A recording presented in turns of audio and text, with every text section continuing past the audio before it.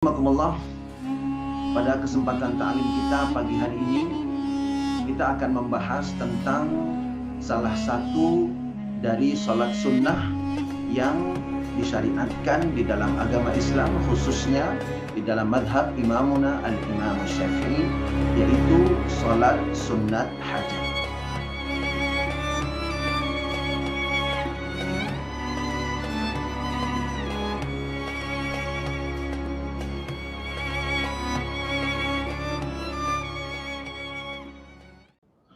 Bismillahirrahmanirrahim. Assalamualaikum warahmatullahi wabarakatuh. Alhamdulillahilladzi bi ni'matihi tatimmus shalihat. Wassalatu wassalamu ala sayyidis sadat sayyidina wa maulana Muhammadin wa ala alihi wa sahbihi ajma'in, amma ba'd. Qala Allah subhanahu wa ta'ala fil Qur'anil Karim, a'udzu billahi minasy syaithanir rajim. Bismillahirrahmanirrahim. Qul hal yastawi alladhina ya'lamun walladhina la ya'lamun innama yatadhakkaru ulul albab. Shadaqallahu maulanal azim. Hadirin dan hadirat para musyrif dan santri pesantren tahfiz Madinah Quran yang insyaallah kita semua selalu dalam rahmat dan maghfirah Allah Subhanahu wa taala. Alhamdulillah, kita bersyukur kepada Allah atas berbagai nikmat yang Allah limpah curahkan kepada kita. Wabil khusus nikmat iman dan Islam. Mudah-mudahan dengan iman dan Islam Allah Subhanahu wa taala bahagiakan dan selamatkan kehidupan kita, keluarga kita, anak-anak keturunan kita di dunia dan di akhirat.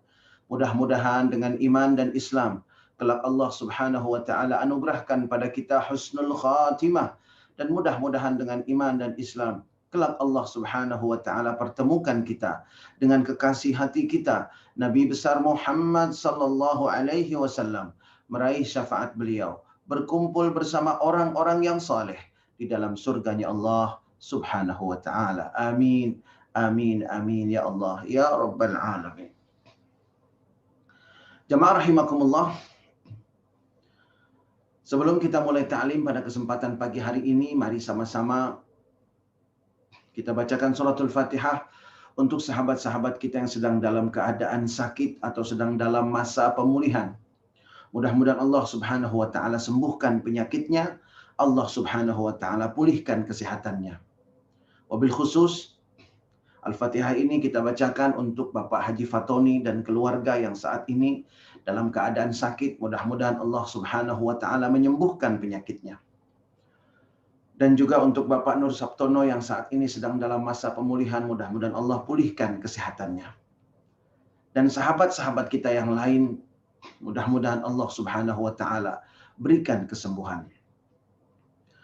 Ala hadhihi niyat wa likulli niyatin salihah wa ila hadratin Nabi Muhammadin sallallahu alaihi wasallam. Al-Fatihah. A'udzu billahi minasy syaithanir rajim. Bismillahirrahmanirrahim. Alhamdulillahi rabbil alamin arrahmanir rahim maliki yaumiddin iyyaka na'budu wa iyyaka nasta'in ihdinas siratal mustaqim siratal ladzina an'amta 'alaihim ghairil maghdubi 'alaihim waladdallin.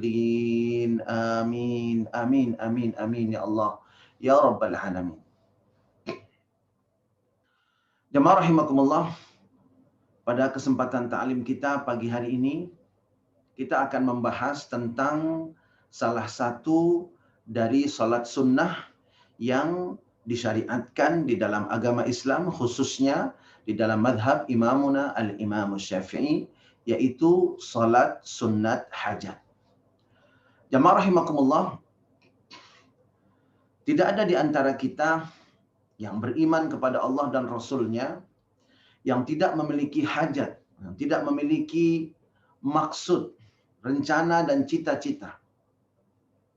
Dan bagi orang beriman, di samping ikhtiar yang maksimal, juga doanya yang maksimal kepada Allah Subhanahu wa taala. Dan di antara salah satu bentuk doa itu adalah salat. Karena memang secara bahasa, salat itu sendiri, as-salatu artinya adalah ad-doa. Salat itu secara harfiah artinya adalah doa. Jamaah rahimakumullah, saya sering menyampaikan, bersandarlah hanya kepada Allah Subhanahu wa taala dan jangan bersandar kepada makhluk. Nah, salah satu bentuk kokohnya akidah kita dan kuatnya iman kita, dalam setiap rencana yang ingin kita kerjakan, dalam setiap keinginan yang ingin kita raih dan kita wujudkan, maka jamaah rahimakumullah, tempat bersandar kita Allah Subhanahu wa taala. Dan salah satu bentuknya adalah salat sunat hajat. Barangkali ada yang sedang mengerjakan proyek dan ingin proyeknya itu berhasil, ada kendala, kemudian mudah-mudahan kendala dan hambatannya hilang dan dapat diatasi dengan baik, maka ikhtiar yang maksimal, berdoa yang maksimal, dan lakukanlah salat sunat hajat. Barangkali ada orang tua yang ingin anaknya berubah, yang ingin anaknya lebih menyejukkan mata dan hatinya, maka jamaah rahimakumullah, ikhtiarlah yang maksimal, lalu kemudian berdoalah yang maksimal dan lakukan salat sunat hajat. Barangkali ada yang ingin memulai sebuah usaha, maka jamaah rahimakumullah, ikhtiarlah yang maksimal, berdoa yang maksimal, dan lakukanlah salat sunat hajat. Artinya segala sesuatu hajat kita, semua keinginan, rencana, dan cita-cita kita yang ingin kita wujudkan, jamaah rahimakumullah, sertakan Allah di dalamnya, sehingga apapun yang kita rencanakan dan kita inginkan ketika terwujud, maka jamaah rahimakumullah, itu semua akan menjadi tambahan sarana ibadah kita kepada Allah. Maka itu semua akan menjadi salah satu penyebab kita semakin menikmati kedekatan kita dengan Allah Subhanahu wa taala.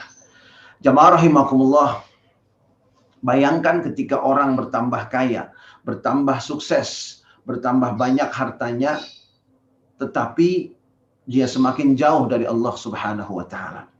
Ini bukan nikmat, ini nikmat.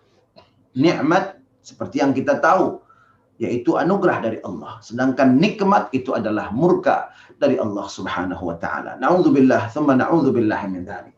Karena itu mari sama-sama kita ikuti tuntunan salat sunat hajat dalam madhab imamuna al-Imam Syafi'i. Yang pertama kita akan bicara mengenai dalil dari salat sunat hajat. Jamaah rahimakumullah, salat sunat hajat ini merupakan kesepakatan 4 madhab ahlus sunnah wal jamaah, yaitu Imam Abu Hanifah, Imam Malik, Imam Syafi'i, dan imamuna al-Imam Ahmad ibn Hanbal radhiyallahu ta'ala anhum wa ardahum. Keempat imam madhab ahlus sunnah wal jamaah ini, mereka ijma', konsensus, dan sepakat bahwa salat hajat ini adalah salah satu dari salat yang disunnahkan. Artinya orang yang melaksanakannya akan mendapatkan pahala sunnah. Jadi ketika dia memiliki keinginan, memiliki rencana, kemudian dia melaksanakan salat hajat, maka dia bukan hanya sedang berupaya agar rencananya terwujud, tetapi di sisi lain dia juga mendapatkan pahala sunnah. Jamaah rahimakumullah, mana dalil salat hajat? Yang pertama adalah hadis yang diriwayatkan oleh Imam Tirmidzi dan Imam Ibnu Majah dari seorang sahabat, yaitu Utsman bin Hunayf. Di mana dalam hadis ini ada seorang buta yang ingin meminta doa kepada Rasulullah sallallahu alaihi wasallam karena hajatnya itu agar dia dikembalikan penglihatannya atau disehatkan. Maka kemudian Rasulullah SAW memerintahkan dia untuk melakukan 3 hal. Perhatikan betul-betul, 3 hal. Jadi ini merupakan dalil tuntunan salat hajat. Ada 3 rangkaian yang harus dilakukan di dalam melaksanakan salat hajat. Yang pertama, Nabi dalam hadis tersebut mengatakan, berwuduklah engkau, wuduk. Yang kedua, dalam hadis itu, perbaguslah wudukmu. Maksudnya sempurnakan wudukmu. Sempurnakan wudukmu. Kemudian jamaah rahimakumullah, yang ketiga, salatlah 2 rakaat. Nah, ini yang disebut dengan salat sunat hajat oleh para ulama. Ya. Jadi memang di dalam hadis tidak disebutkan ini adalah salat sunat hajat. Tetapi di awal hadis itu Rasulullah SAW mengatakan barang siapa yang memiliki hajat. Nah seperti itu. Sehingga para ulama mengatakan sholat sunat 2 rakaat yang Rasulullah perintahkan ini adalah sholat sunat hajat. Ini kira-kira latar belakang penamaan sekaligus dalil yang melandasi disunnahkannya sholat sunnah hajat dalam 4 madhab fikih ahlus sunnah wal jamaah. Dan jamaah rahimakumullah, hadis ini statusnya sahih. Sekali lagi, hadis ini sanadnya sahih. Kemudian yang kedua, ada sebuah hadis yang juga diriwayatkan oleh Imam Tirmidzi dan juga oleh Imam Ibnu Majah radhiyallahu taala anhuma wa ardahuma dari Abdullah bin Abi Aufa. Dari Abdullah bin Abi Aufa, Rasulullah SAW juga mengatakan barang siapa yang memiliki hajat, maka hendaknya dia lakukan 3 hal. Yang pertama, berwudu. Yang kedua, perbaguslah wudunya. Yang ketiga, sholat sunnahlah 2 rakaat. Sholat sunnat 2 rakaat. Nah, ini ada 3 yang diperintahkan oleh Rasulullah SAW. Sama dengan dalil sebelumnya. Nah, jamaah rahimakumullah, dalil yang kedua yang riwayatkan dari Abdullah bin Abi Aufa, ini saya sampaikan status sanadnya adalah dhaif. Bahkan sebagian mengatakan dhaif jiddan, sangat lemah. Mengapa saya sampaikan ini? Jamaah rahimakumullah, jangan lupa dalil pertama yang saya sampaikan itu adalah hadis dengan sanad yang sahih. Artinya pijakan atau landasan dari pelaksanaan sholat sunat hajat itu sudah sangat kuat. Karena dalilnya adalah hadis yang sahih, riwayat Imam Tirmidzi dan Ibnu Majah dari sahabat Utsman bin Hunayf. Sedangkan hadis kedua yang saya sampaikan, ini memang statusnya adalah hadis yang dhaif jiddan atau dhaif. Lemah atau bahkan lemah sekali. Diriwayatkan dari Abdullah bin Abi Aufa, terdapat di dalam Sunan Tirmizi dan juga Sunan Ibn Majah. Mengapa saya sampaikan ini? Jamaah rahimakumullah, untuk menghilangkan keraguan. Barangkali ada yang mengatakan nanti kepada bapak dan ibu saudara-saudari sekalian bahwa dalil sholat sunat hajat itu dhaif. Maka kita bisa katakan memang betul ada dalil yang mengenai sholat sunat hajat, ada yang dhaif. Memang betul ada yang dhaif. Tapi jangan lupa ada juga yang sahih. Yang kita pakai yang sahihnya, yaitu yang diriwayatkan oleh Utsman bin Hunayf. Nah, jamaah rahimakumullah, dengan demikian mudah-mudahan hilanglah keraguan mengenai pelaksanaan sholat sunat hajat. Karena memang ada yang berpendapat sholat sunat hajat ini tidak ada. Jadi kesimpulannya, memang betul ada hadis yang berbicara tentang sholat sunat hajat dengan status yang dhaif. Tetapi ada juga hadis yang berbicara tentang sholat sunat hajat dengan status sanad yang sahih. Nah, inilah yang kemudian dijadikan landasan oleh imam-imam madhab ahlus sunnah wal jamaah dalam mengatakan bahwa sholat hajat itu termasuk sholat yang disunnahkan. Alhamdulillah, kita sudah mendapatkan dalil yang kuat sehingga insya Allah kita akan yakin dalam melaksanakan sholat hajat dan mengharapkan pahala sunnah dari Allah Subhanahu wa Ta'ala, juga mengharapkan rencana dan cita-cita serta keinginan kita selama itu ada kemaslahatan bagi kita dunia dan akhirat, mudah-mudahan diwujudkan oleh Allah Subhanahu wa Ta'ala. Amin. Amin. Amin. Ya Rabbal Alamin. Lalu selanjutnya, bagaimana cara berniat? Jamaah rahimakumullah, pada dasarnya seperti yang telah kita pelajari mengenai perbedaan antara niat sholat fardu dan niat sholat sunnah, maka jamaah rahimakumullah, sebetulnya ketika kita niat sholat hajat, di dalam hati kita cukup sudah sholat hajat. Sudah cukup seperti itu. Sholat hajat. Itu sudah sah. Namun bagi yang ingin lengkap, maka bimbinglah niat di dalam hati itu dengan melafalkan. Dan hukum melafalkan niat ini lagi-lagi adalah sunnah. Dan sunnah ini bukan sesuatu yang mudah ditinggalkan. Sunnah ini penyempurna dari yang wajib. Jamaah rahimakumullah, bagaimana niat sholat sunat hajat? Di sini ditampilkan niatnya adalah usalli sunnatal hajati rak'ataini adaan lillahi ta'ala. Sekali lagi, usalli sunnatal hajati rak'ataini adaan lillahi ta'ala. Satu kali lagi, usalli sunnatal hajati raka'ataini adaan lillahi ta'ala. Kalau kita perhatikan redaksional dari niat sholat hajat ini ternyata sangat mudah. Karena usolli kita sudah familiar. Raka'ataini kita sudah familiar. Adaan lillahi ta'ala kita juga sudah familiar. Jadi tinggal menambahkan sholat sunnatal hajati. Sunnatal hajati. Hanya itu yang kita tambahkan dalam niat sholat hajat. Sehingga menjadi usolli sunnatal hajati raka'ataini adaan lillahi ta'ala.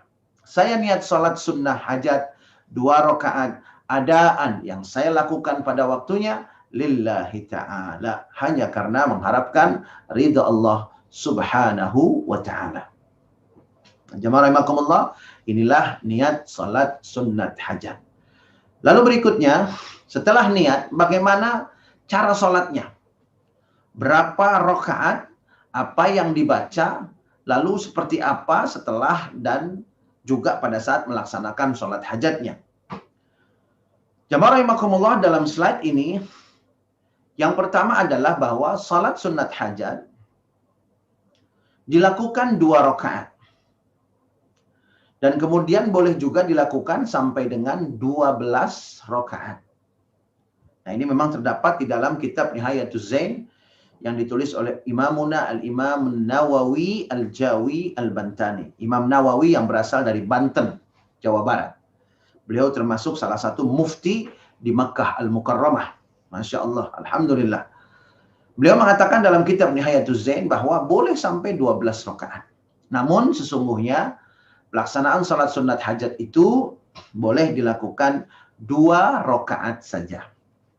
Bagi yang ingin menambah silakan. Boleh 4, boleh 6, boleh 8, 10, dan 12. Nah, ini yang pertama. Jumlah rakaatnya adalah 2 sampai 12 rakaat. Lalu kemudian jamaah rahimakumullah, bagi yang melaksanakan salat sunat hajat 2 rakaat, maka yang dibaca pada rakaat yang pertama ini adalah surat-surat pendek. Begitu juga dengan yang dibaca pada rakaat yang kedua adalah surat-surat pendek. Yang direkomendasikan oleh para ulama, di antaranya yang saya cantumkan di sini adalah pada rakaat yang pertama kita membaca ayat kursi. Kemudian pada rakaat yang kedua kita membaca suratul Ikhlas. Allahu la ilaha illa huwal hayyul qayyum la ta'khudhuhu sinatu wala naum, dan seterusnya. Ayat kursi dibaca pada saat salat sunat hajat pada rakaat yang pertama. Lalu pada rakaat yang kedua suratul Ikhlas, qul huwallahu ahad Allahus samad, sampai dengan akhir surah tersebut. Nah, ini yang dibaca. Apakah boleh kita membaca surah yang lain? Boleh. Ada juga sebagian merekomendasikan seperti sunnah-sunnah yang lain, merekomendasikan membaca pada rakaat yang pertama surah Al-Kafirun. Qul ya ayyuhal kafirun la a'budu ma ta'budun ila akhir surah. Kemudian rakaat keduanya tetap membaca suratul Ikhlas. Jadi boleh ayat kursi, boleh juga surah Al-Kafirun. Dan surah Al-Kafirun ini jamaah rahimakumullah memang direkomendasikan dalam berbagai macam salat-salat sunnah. Jadi bagi yang bingung memilih surat, maka ketika dia melaksanakan salat sunnah, bacalah pada rakaat yang pertama itu Al-Kafirun dan rakaat yang kedua dengan surah Al-Ikhlas. Nah, ini mengenai apa yang dibaca pada rakaat-rakaat salat sunnat hajat. Lalu kemudian setelah selesai sholat, jamaah rahimakumullah, maka kita membaca doa.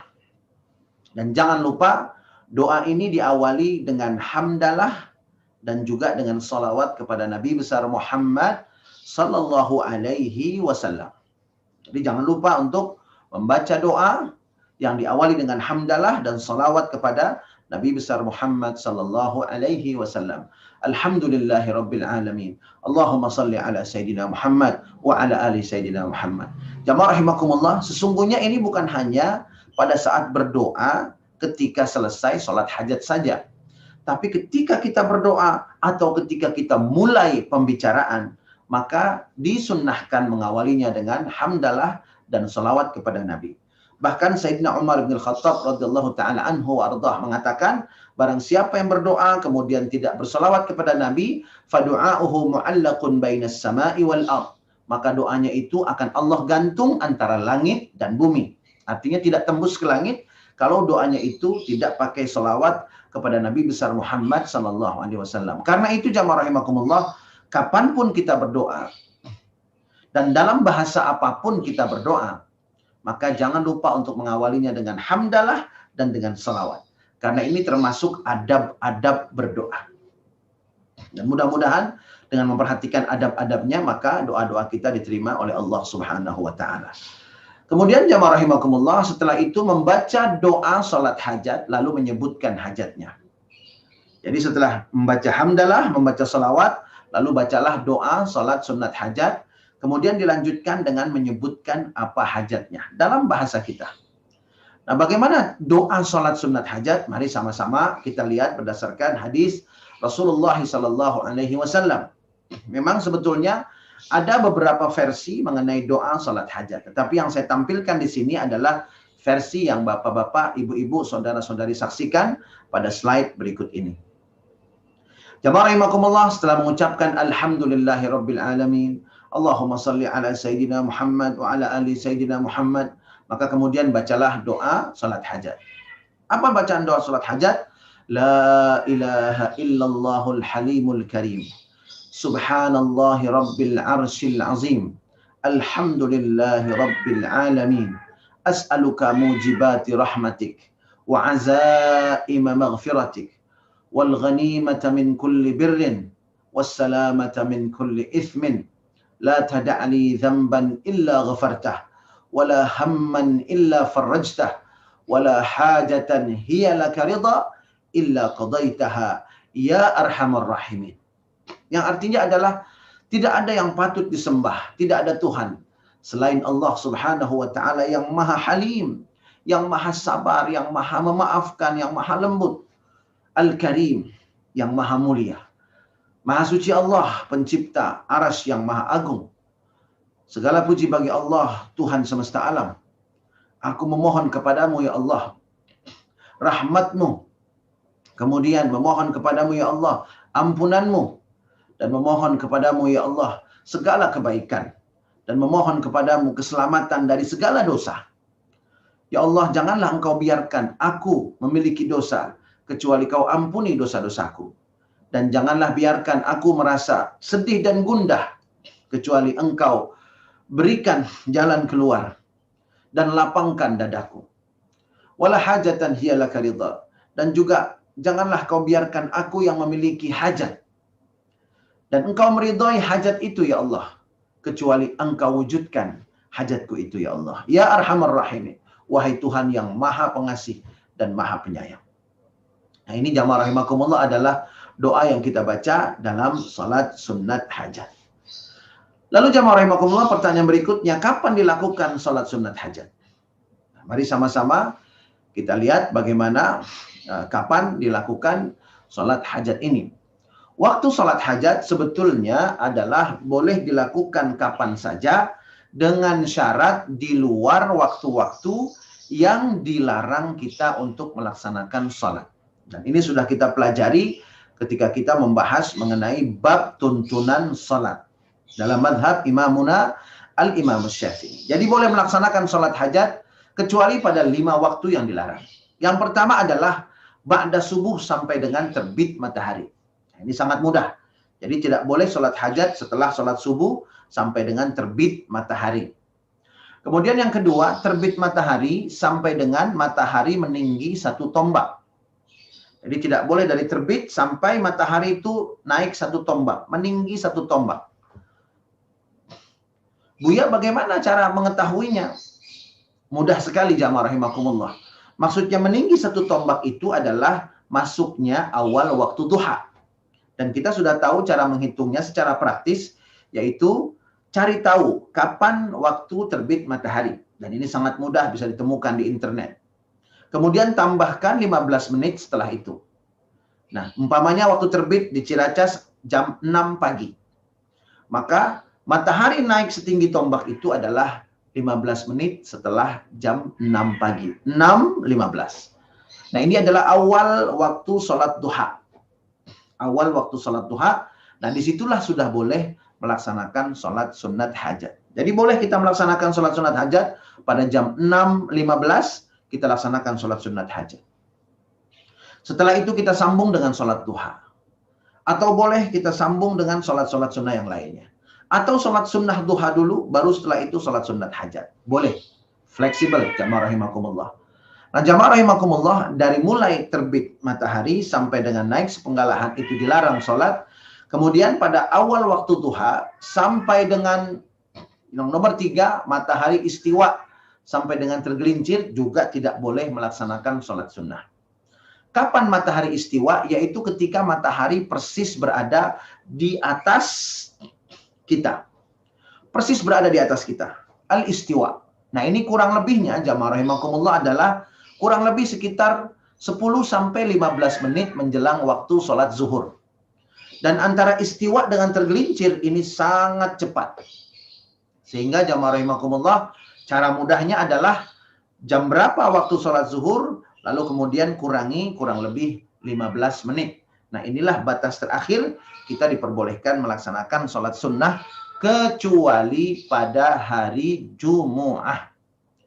Kalau hari Jumu'ah, boleh kita melaksanakan sholat sunnah pada saat matahari persis berada di atas kepala kita. Sampai masuk waktu zuhur. Kecuali hari Jumu'ah. Kemudian jamaah rahimakumullah yang keempat, setelah asar sampai tenggelamnya matahari. Asar sampai tenggelam matahari. Ba'da asar. Lalu jamaah rahimakumullah, matahari kekuning-kuningan sampai dengan tenggelam. Ya, kekuning-kuningan itu kurang lebih sekitar jam 5 sore. Jam 5 sore sampai tenggelamnya matahari. Ya, sampai matahari terbenam, yaitu waktu sholat maghrib. Nah, 5 waktu inilah yang kita tidak boleh melaksanakan sholat sunat hajat. Karena itu jamaah rahimakumullah, kita perhatikan betul. Berarti boleh kita lakukan jam 9 pagi, jam 10 pagi, jam 11. Kemudian boleh kita lakukan ba'da zuhur. Sampai kemudian waktunya itu sampai dengan menjelang sholat fardu asar. Lalu kemudian boleh kita lakukan setelah maghrib, setelah isya. Terus kemudian panjang waktunya berlanjut sampai dengan menjelang sholat subuh. Nah, inilah jamaah rahimakumullah tuntunan tata cara melaksanakan sholat sunat hajat. Nah, mudah-mudahan kita bisa mengamalkannya dan bisa menambah amal ibadah kita, dan kita jadikan sholat hajat ini sebagai salah satu peluang emas kita untuk menambah pahala-pahala sunnah. Mudah-mudahan Allah Subhanahu wa Ta'ala memberikan kepada kita hidayah dan taufik dalam kondisi apapun. Dalam keadaan seperti apapun, jamaah rahimakumullah, kuatkan iman kita, kokohkan akidah kita, dan yakini bahwa hidup kita ini adalah untuk ibadah. Ikhtiar maksimal, doa maksimal, dan laksanakan sholat sunat hajat ketika kita memiliki hajat, keinginan, rencana, dan cita-cita yang ingin kita wujudkan.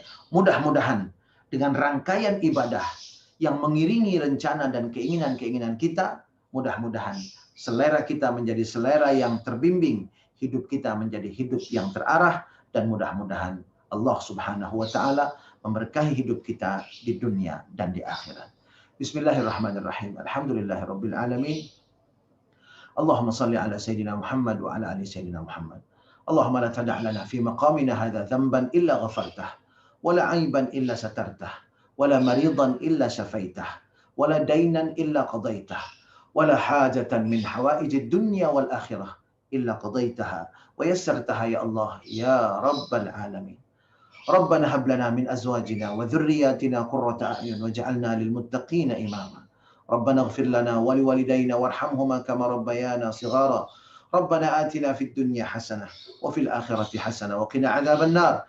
Wa sallallahu ala sayyidina maulana Muhammadin wa ala alihi wa sahbihi wasallam. Walhamdulillahi rabbil alamin. Kita tutup dengan doa kafaratul majlis.